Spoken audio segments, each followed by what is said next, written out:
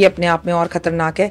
ये दिखाता है मौसम से जुड़ी हुई परेशानियां, आतंकवादी हमले, और सिर्फ ऐसा नहीं है कि भारत में, पूरे विश्व में कहीं भी युद्ध की स्थितियां होती हैं, लड़ाई झगड़े होते हैं और झगड़े बढ़ते चले जाते हैं। और मुझे ऐसा लगता है कि जाते जाते साल 2025 में फिर से पाकिस्तान के साथ हमारी युद्ध जैसी स्थितियां बन सकती हैं और बनेंगी।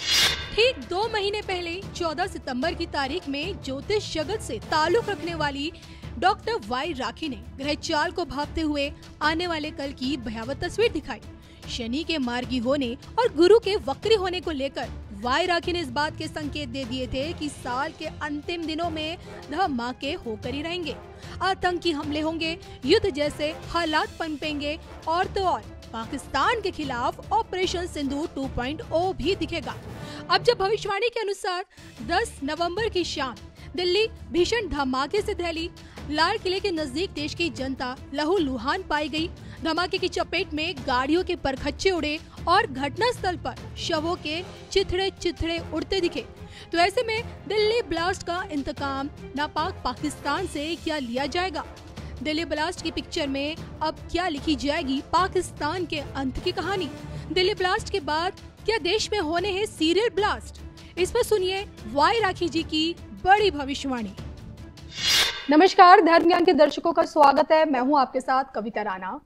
बीती शाम हमने देखा है जिस तरह से दिल्ली में जो धमाका हुआ, लाल किले के जस्ट नजदीक में ही I-20 गाड़ी में जो धमाका, इतना भीषण धमाका कि आसपास की गाड़ियों के परखच्चे उड़ गए। और इसी धमाके में, दिल्ली के इसी ब्लास्ट में अब तक जो बताया जा रहा है 8 से 10 लोगों की मौत हो गई, तो वहीं कई लोग जख्मी भी बताए जा रहे हैं। लेकिन साल के एंड में इतना बड़ा धमाका जो पहलगाम में हुआ वो हमने देखा, और अब साल के एंड में दिल्ली जिस तरह से धमाकों से दहली है। हालांकि इसके पीछे क्या सच में आतंकी साजिश है या नहीं है, ये तो जांच एजेंसियां अभी देख रही हैं, जांच चल रही है। लेकिन मैं अपने दर्शकों को बता दूं कि इस धमाके के साथ ही जानी मानी एस्ट्रोलॉजर डॉक्टर वाई राखी जी की जो भविष्यवाणी है वो हमने सत्यता की कसौटी पर देखी है, क्योंकि धर्म ज्ञान पर ही 14 सितंबर को वाई राखी जी ने इस बात की भविष्यवाणी कर दी थी कि आप देखेंगी कि किस प्रकार से अतिचारी गुरु वक्री हो जाएंगे और शनि मार्गी। तो ऐसी परिस्थितियों में आप देखेंगी कि देश दुनिया में धमाके होंगे, हमारे देश में धमाके होंगे, अप्रिय घटनाएं घटेंगी और पूरी दुनिया में विश्व युद्ध जैसी परिस्थितियां होंगी। और आज वो सब देखने को मिल रहा है। और जैसे कि मैम आपकी भविष्यवाणी ट्रू हुई है, तो एक बार फिर पुनः दर्शक आपसे जानना चाहते हैं कि इस तरह जो आपकी भविष्यवाणी ट्रू हुई है उस पर आप क्या कहेंगी, और अब क्या ग्रह चाल हमें किस तरह का संदेश देना चाह रही है? देखिए, पहले तो जो ये अप्रिय घटना हुई है उसके लिए बहुत ही दुख की बात है। और पता नहीं क्यों जिनका कसूर नहीं होता, जिनका कोई लेना देना नहीं होता, एक व्यक्ति जो काम करने के लिए घर से निकलता है और पूरा परिवार इंतजार कर रहा होता है कि घर लौट के मम्मी आएंगी, पिताजी आएंगे, के खाएंगे, जब ऐसी घटनाएं सामने आती है तो दिल दहल जाता है। मतलब शांति और अमन होना चाहिए दुनिया में, लेकिन ऐसा कुछ हो नहीं रहा है, तो इसके लिए बड़ा खेद है मुझे। लेकिन आपसे मैं बता दूं कि मंगल की महादशा भारत की चल रही है, और आपको मालूम ही है कि 2025 का साल भी मंगल का है। और आज हम जब ये आपके साथ वीडियो शूट कर रहे हैं 11 नवंबर, आज भी मंगलवार है। हालांकि जब हमने ये वीडियो शुरू किया ठीक उसी से 1 मिनट पहले 11/11 का पोर्टल था, क्योंकि आज 11 तारीख 11वां महीना है, जो कि अपने आप में बहुत खूबसूरत है। आपके साथ वीडियो शुरू करने से पहले मैंने देश और दुनिया के लिए यही कामना करी है कि सब जगह शांति हो।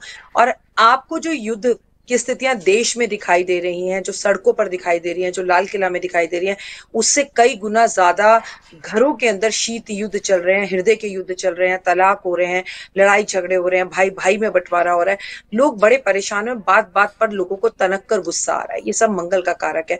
तो मैं बता दूं, अभी जैसी ये अप्रिय घटना लाल किला में हमें देखने के लिए मिली है, ये पूरे वर्ल्ड से और भारत में भी आने वाले समय में ऐसी घटनाएं हमें और दिखाई दे सकती हैं, या यूं कहूं कि दिखाई देंगी ही, क्योंकि ये मंगल की महादशा शुरू हो गई है और देवगुरु बृहस्पति भी आज से वक्री हो गए हैं।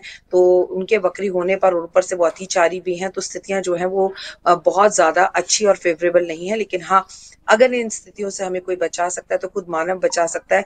इंसान है, इंसान से प्यार करिए, नफरत को दूर रखिए, हनुमान जी की पूजा आराधना जरूर करिए। स्वयं जब राम पर कष्ट आया था तो उन्होंने हनुमान जी की मदद ली थी। तो हम तो मानव है, अगर हम हनुमान जी की पूजा आराधना करते रहें तो इन कष्टों से हम बच सकते हैं।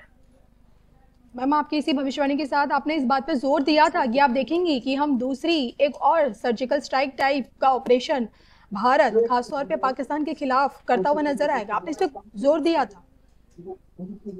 जी। देखिए, ऐसा है, दिसंबर से पहले अभी जो आज देवगुरु बृहस्पति अतिचारी हुए हैं, और अभी तो अतिचारी होने के साथ साथ वो वक्री भी हो गए, वक्री वो भी है और शनि भी है। तो मैं अपनी बात पर फिर से आपके साथ कायम हूँ। लोगों की तबीयत का बहुत खराब होना, पेट से जुड़ी समस्याओं का होना और खांसी जुकाम का बढ़ना, इससे भी ज्यादा, जिसे आप शॉर्टकट में आजकल कोविड कह देते हैं कि भैया कोविड हो गया, तबीयत बहुत खराब है, इसी तरह की भारत की गर्मा गर्मी आने वाले 15 जनवरी तक हमें बॉर्डर पर फिर दिखाई देगी। इसमें कई और देश भी इन्वॉल्व हो सकते हैं और पाकिस्तान के साथ हिंदुस्तान का युद्ध या गर्मा गर्मा ही बॉर्डर पर फिर तैनाती आपको दिखाई जरूर देगी। मैम, आपके जब इस पिछले पॉडकास्ट को हमने एनालिसिस किया तो हमने पाया कि जैसे आपने धमाके की भविष्यवाणी की, आपने सर्जिकल स्ट्राइक ऑपरेशन की भविष्यवाणी की, इन सब के पीछे अगर देखा जाए तो दिल्ली में इस वक्त जब से मोदी जी की सरकार बनी है 2014 से लेकर अब तक दिल्ली में इस तरह का कभी इतना बड़ा धमाका नहीं हुआ। हमने देखा कि CIA अमेरिकी एजेंसियां जिस पर आरोप लगता है कि अन्य देशों में सरकार गिराने, नेताओं को मारने, वहां पे विद्रोह की चिंगारी भड़काने पर उसका आरोप लगता है। ढाका में कहा गया कि पीएम मोदी को मारने की साजिश रची गई। अब सोचिए ना, दिल्ली राजधानी पॉलिटिकल सिटी है और वहां पे इतना बड़ा धमाका। क्या ये हमारे देश के प्रधानमंत्री नरेंद्र मोदी जी के लिए कोई वार्निंग है, कोई संदेश है विघटनकारी ताकतों की तरफ से, देश विरोधी ताकतों की तरफ से? आप थोड़ा सा रुकिए, मोदी जी इसका बहुत अच्छा जवाब देंगे। अब भारत वो भारत नहीं रहा। मैंने आपके या किसी और पॉडकास्ट में ये भी कहा था कि खुद मोदी जी के लिए समय अच्छा नहीं है। एक तरफ से बिहार इलेक्शन का उनके ऊपर प्रेशर है, ऊपर से आपने ये घटनाएं देख ली, पाकिस्तान का प्रेशर है।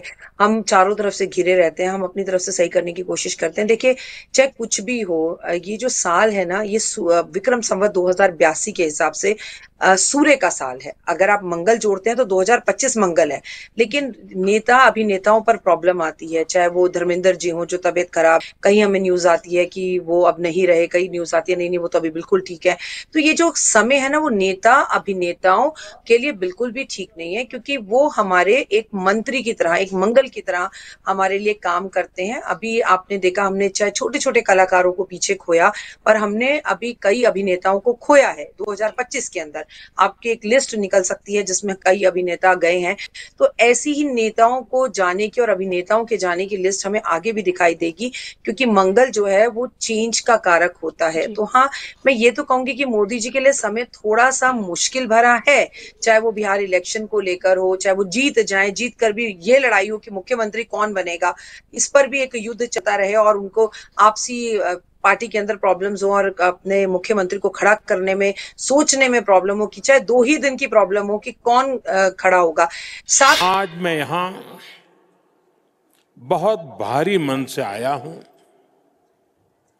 कल शाम दिल्ली में हुई भयावह घटना ने सभी के मन को व्यथित कर दिया है। मैं पीड़ित परिवारों का दुख समझता हूं। आज पूरा देश उनके साथ खड़ा है। मैं कल रात भर इस घटना की जांच में जुटी सभी एजेंसियों के साथ, सभी महत्वपूर्ण लोगों के साथ संपर्क में था, विचार विमर्श चलता था, जानकारियों के तार जोड़े जा रहे थे। हमारी एजेंसियां इस षड्यंत्र की तह तक जाएगी। इसके पीछे के षड्यंत्रकारियों को बख्शा नहीं जाएगा। All those responsible will be brought to justice.